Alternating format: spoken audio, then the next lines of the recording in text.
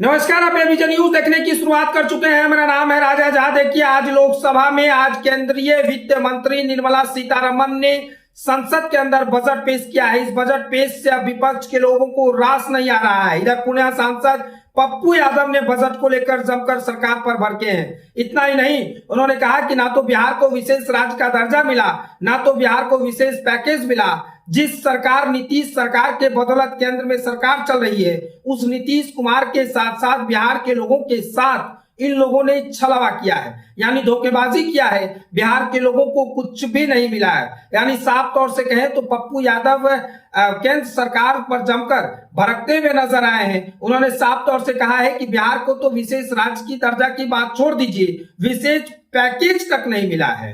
ये लोग दिल्ली में चुनाव जो हो रहे हैं उसके मतदाताओं को लुभाने के लिए बजट पेश किया है। यानी साफ तौर से कहे तो पप्पू यादव ने केंद्र सरकार पर जमकर भड़कते हुए नजर आए। देखिए, आज लोकसभा के अंदर आज केंद्रीय वित्त मंत्री निर्मला सीतारमण ने बजट पेश किया। इस बजट पेश पर विपक्ष को रास नहीं आ रहा है और जमकर सरकार को घेरते हुए नजर आ रहे हैं। पुणे सांसद पप्पू यादव बजट को लेकर खूब भड़के हैं। उन्होंने कहा है कि प्रतिक्रिया देते हुए कहा है कि केंद्र की मोदी सरकार नीतीश कुमार के भरोसे ही चल रही है। फिर ना तो बिहार को विशेष पैकेज मिला और ना ही विशेष राज्य का दर्जा। ये बहुत ही निराशाजनक बजट है। इससे दिल्ली के मतदाताओं को लुभाने के लिए बनाया गया है।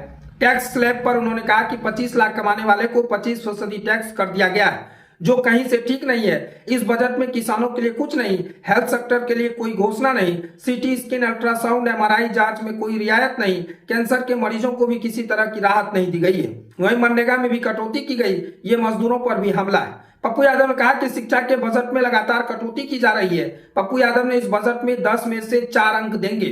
बजट में आम लोगों को किसी तरह की राहत नहीं दी गई है। ट्रेन का भाड़ा महंगा होता जा रहा है। पहले के बजट में रेल का अलग बजट आता था, जिसको इन लोगों ने खत्म कर दिया।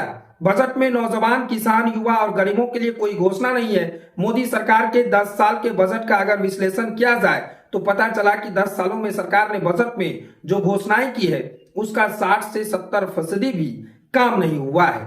यानी साफ तौर से कहें तो पुणे सांसद पप्पू यादव ने बजट को लेकर केंद्र सरकार पर जमकर भड़के हैं। इतना ही नहीं, बिहार के साथ उन्होंने कहा है कि सौतेले व्यवहार किया गया है। जिस बिहार के मुख्यमंत्री नीतीश कुमार के भरोसे केंद्र में सरकार चल रही है, उसी नीतीश कुमार और बिहार के लोगों को ठगने का काम किया है। जिस तरह से बिहार को ना तो विशेष राज्य का दर्जा मिला, ना तो विशेष पैकेज मिला। इतना ही नहीं, किसानों तक के लिए कुछ भी नहीं मिला, ना तो हेल्थ पर कुछ मिला, ना तो एजुकेशन के साथ तो ये लोग हर समय धोखेबाजी ही करते रहते हैं। इतना ही नहीं, उन्होंने रोजगार से लेकर युवाओं के प्रति किस तरह से बजट में आया है, तमाम तरह की बातें पप्पू यादव ने आज कहा है। देखिए, पप्पू यादव ने बजट पेश होने के बाद 10 में से 4 अंक मिला है, अंक दिया है। उन्होंने कहा है कि इतना ही लायक है केंद्र सरकार, क्योंकि बजट में ये लोग कुछ भी अच्छे ढंग से नहीं करते हैं। यानी साफ तौर से कहें तो बजट को लेकर पप्पू यादव खूब भड़के हैं। न कि सिर्फ केंद्र सरकार पर भड़के हैं, बल्कि नीतीश सरकार को भी कहा है कि जरा सोचिए आपके बिहार के लिए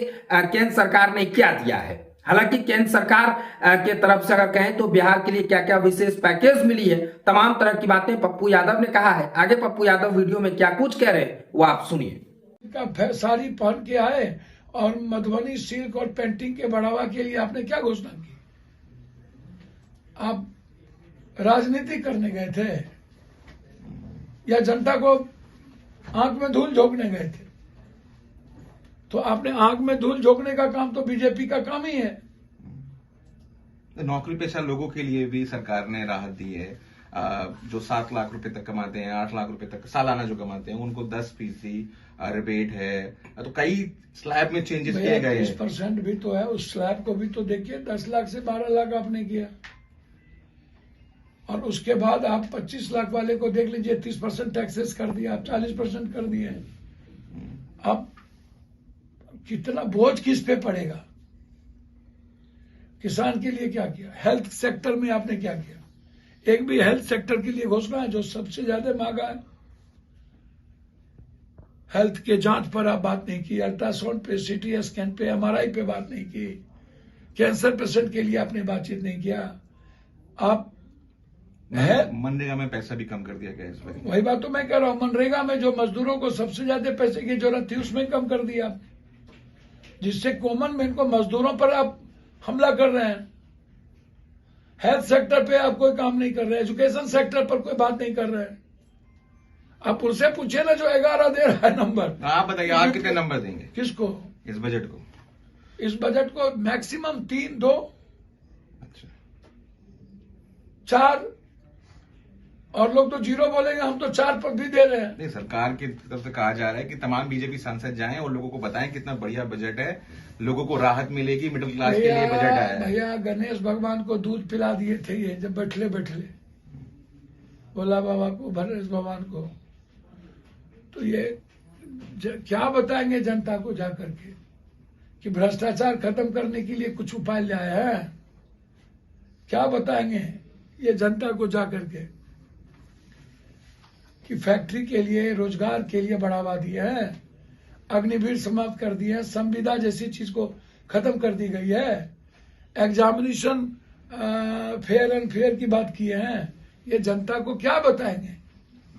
कौन सा बजट है? और जो मोदी जी के लगातार 10 साल के बजट है उसका मूल्यांकन कर लीजिए। जब जब जो घोषणा हुई 70 से 80% उस घोषणा, उस वादे पूरे भी नहीं हुए, उसको टच भी नहीं किया गया। फिर नए वादे सब विभाग दिखा दिए गए। तो बस ये तो है। धन्यवाद।